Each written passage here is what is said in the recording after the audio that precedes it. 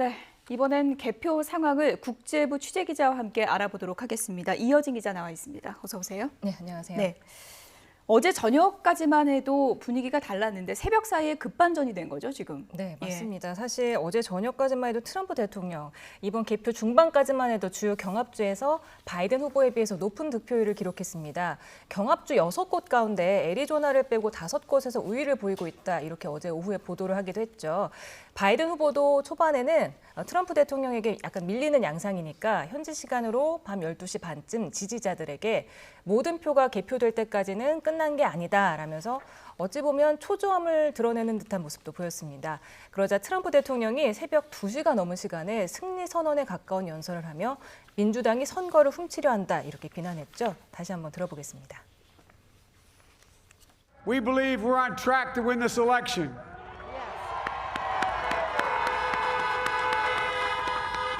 We knew because of the unprecedented early vote and the mail-in vote. We were getting ready to win this election. Frankly, we did win this election. We did win this election.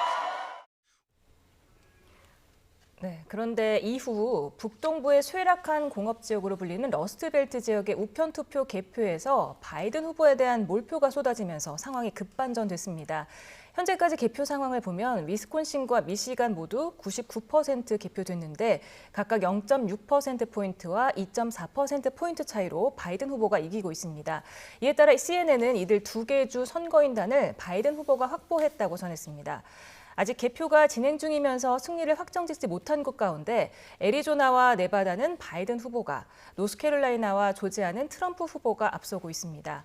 북부 경합주 가운데 최대 승부처가 된 펜실베이니아는 개표가 느리게 진행되는 편인데요. 트럼프 대통령이 앞서고 있지만 갈수록 격차가 줄어들고 있습니다. 또 네바다는 86% 개표 상황에서 바이든 후보가 트럼프 대통령을 0.6%포인트 앞서갔습니다. 그런데 네바다는 현지 시간으로 5일 오전 9시까지, 그러니까 우리 시간으로 내일 새벽 2시까지 개표 결과를 갱신하지 않겠다고 발표했습니다. 아직 개표 작업을 진행 중인 당국자들을 방해하지 않기 위해서라는데요.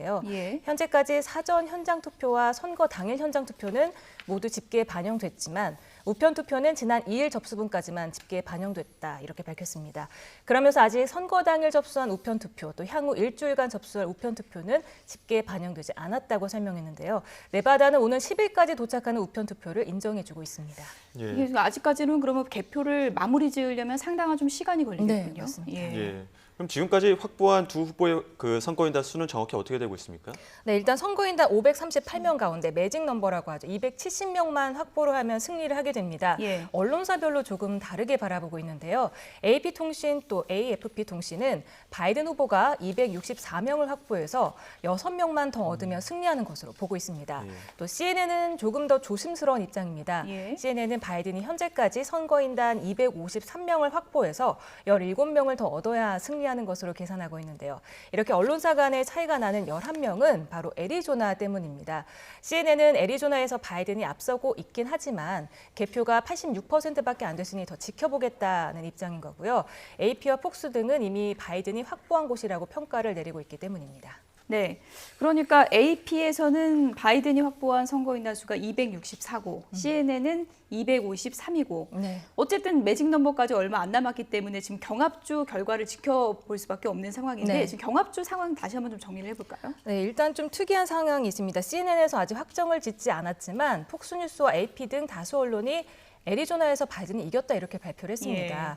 애리조나는 4년 전 대선에서 트럼프 대통령이 이긴 공화당 텃밭입니다. 애리조나의 변심에 대해서 월스트리트 저널은 최근 몇 년 사이 라틴계 인구가 많이 유입되면서 민주당 지지층이 많아졌기 때문이라고 분석을 했습니다. 또 2년 전 뇌종양으로 숨진 존 맥케인 때문이라는 분석도 있는데요.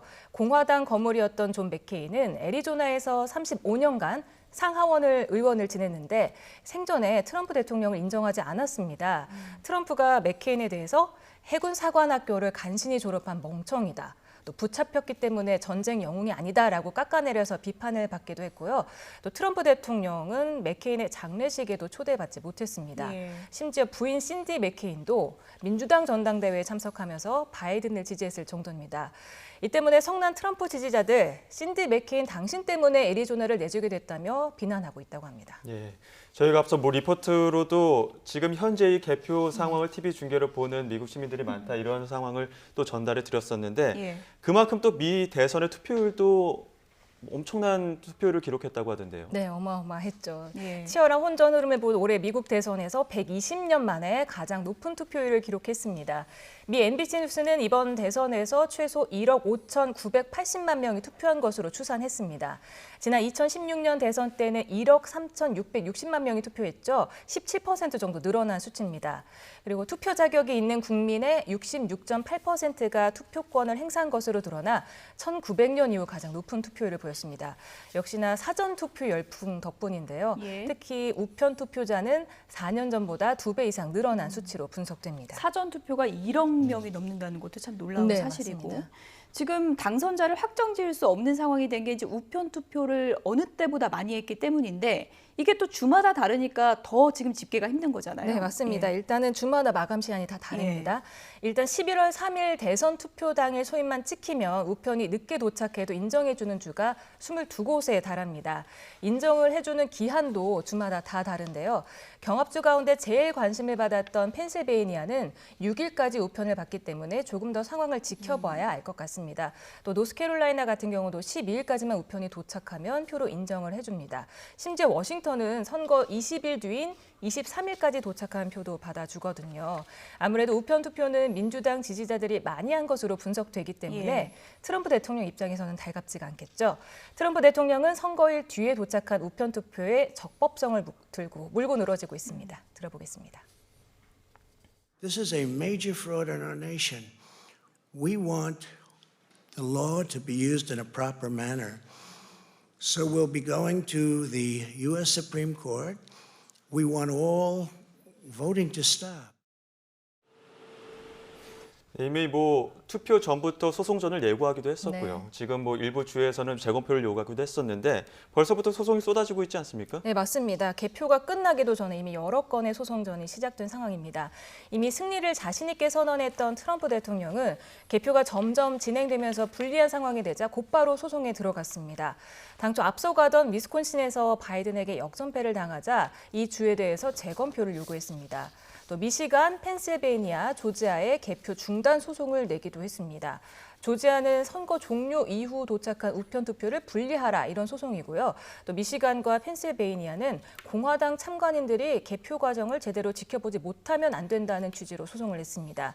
지금 트럼프 대통령이 소송을 낸 주는 다 경합주로 개표 초반에 공화당이 앞서 나갔지만 역전이 됐거나 또 될 가능성이 있는 지역입니다. 이 때문에 대선 결과가 결국 최악의 시나리오로 가는 것 아니냐는 관측이 나옵니다. 외신들은 앞서 트럼프 대통령이 우편 투표 개표가 늦다는 점을 이용해서 선거일 당일 이른 승리 선언을 한 뒤 초접전지에서의 결과는 대법원으로 끌고 가 승리를 쟁취할 수 있다. 이런 우려를 해왔습니다. 지금 뭐 그래픽으로도 나오고 있지만 주마다 지금 이제 소송전이 시동이 걸렸는데 개표 중단을 요구한 주가 있는 거고 또 재검표를 요구한 주가 있는 네, 거죠. 맞습니다. 예. 이게 주마다 좀 다르다는 점도 좀 구별해서 예. 봐야 될 것 같고요. 어쨌든 상당히 좀 개표도 늦어지고 우편 투표 때문에 또 말썽도 있고 상당히 좀 늦어지고 있는 그런 상황인데 과거에도 이렇게 이제 재검표하자 이랬던 사례가 있었잖아요. 네, 맞습니다. 예. 정확히 20년 전에 그렇죠. 있었었죠. 2000년 대선 때 당시 공화당 조지 W. 부시 후보가 선거인단 271명, 민주당 엘 고어 후보가 267명을 확보한 상황에서 플로리다 득표차가 0.5%포인트밖에 나지 않았거든요. 고어 후보가 플로리다 재검표를 요청을 했고 연방 대법원의 결정이 있기 전까지 미국은 한 달 동안 승자가 결정되지 못하는 혼란이 이어졌습니다. 만약 내년 1월까지도 결론이 나지 않으면 수정 헌법에 따라 미국 하원이 대통령을 선출하게 되는데 미국 역사상 하원이 대통령을 선출한 경우는 양당제가 자리 잡지 못해서 후보가 난립했던 1800년과 1824년 두 차례뿐이었습니다. 어찌됐든 어느 때보다 많은 유권자가 이제 참여했던 선거고 지금 혼전이긴 하지만 결론이 나면 또 깨끗하게 승복하는 모습을 보여야 또 미국이 다시 이제 화합할 수 있는 그런 계기가 되지 않을까 하는 생각이 드는데 지금 어쨌든 추세로 보면 미국의 이제 다수의 언론들이 바이든의 승리를 거의 90% 넘게 점치고 있지 않습니까? 네. 그렇기 때문에 바이든이라는 새 백악관 주인이 탄생하면 어떤 변화가 있을까? 바이든은 또 어떤 인물일까? 관심이 쏠릴 수밖에 없는 것 같습니다. 네, 좀 소개를 맞습니다. 좀 해주시죠. 사실 예. 뭐 바이든이 굉장히 오랜 정치 경험을 했지만 우리나라 사람들은 예. 아직 생소하기도 한데요. 조 바이든 후보는 1942년 11월 27일생으로 이제 며칠 뒤면 만 나이가 78세가 됩니다. 우리 나이로 치면은 79세, 내년에 80살이 되는 거죠. 당선되며 가장 늦은 나이에 첫 임기를 시작하는 대통령이 됩니다. 참고로 트럼프 대통령은 바이든보다 4살이 적습니다. 바이든 후보 펜실베니아주에서 태어났고요. 아버지가 사업에 실패해서 고등학교 시절 학비를 벌기 위해 풀도 뽑고 또 유리창 청소도 했다고 합니다. 로스쿨을 나와서 국선 변호사로 활동을 하다가 30살 되던 1972년 상원 의원에 당선됐습니다. 그런데 당선 직후에 교통사고로 아내와 첫째 딸을 잃었고 2015년에는 장남이 뇌종양으로 숨지는 아픈 가족사가 있습니다. 아픔도 많았군요. 네, 이런 아픔을 딛고 상원 의원에 무려 7번이나 당선됩니다. 또 2009년부터 2017년까지는 부통령을 지내기도 했죠. 대통령 도전도 이번이 사실은 3번째입니다. 이런 화려한 정치 이력과 풍부한 국정 경험, 높은 인지도가 강점인데 또 상원의원 시절에 성추행 꼬리표도 따라다닙니다. 아들 헌터 바이든은 중국과 우크라이나에서 거액의 부당이득을 챙겼다 이런 의혹도 받고 있습니다. 네. 어쨌든 이번에 지금 추이대로 돼서 최종적으로 이제 바이든 후보가 대통령이 된다면 최고 투표율을 보인 선거에서 최고령 대통령이 이제 탄생이 되는 그런 네. 기록도 남기게 되겠군요. 네. 끝까지 좀 지켜봐야 될 것 같습니다. 국제부 이어진 기자였습니다. 고맙습니다. 네.